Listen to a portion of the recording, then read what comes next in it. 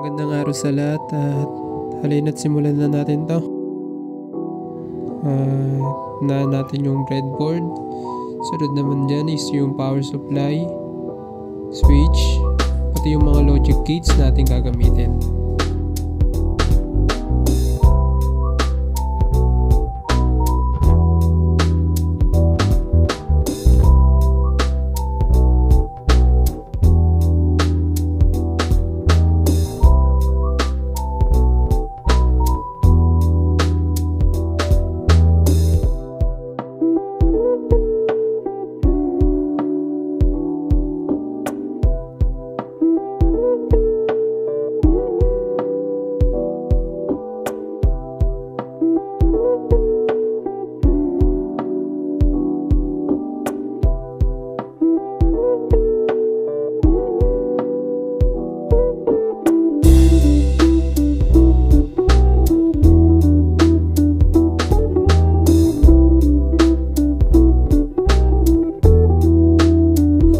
So, i-connect lang natin yung power supply sa breadboard.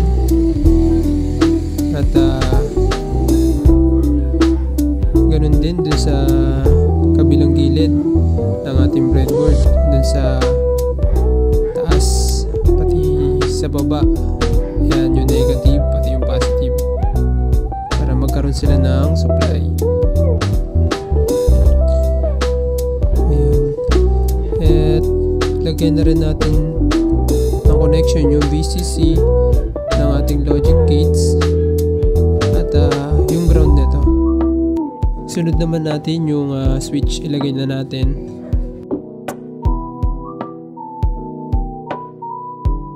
Lagyan na rin natin siya ng connection, no? Doon tayo kukuha sa positive. Bali, ang kakailanganin lang natin dito is dalawang input.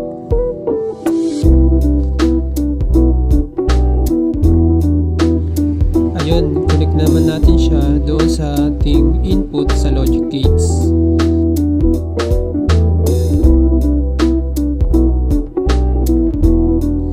Dito naman i-connect lang din natin yung input ng ating unang logic gates dun sa pangalawa. Sabay ilagay na natin yung output natin, yung resistor, LED. I-connect din natin siya dun sa ground, yung ating cathode ng ating LED. Dito nilagay ko yung truth table para meron tayong pagbabasihan kung tama ba ang ating connection.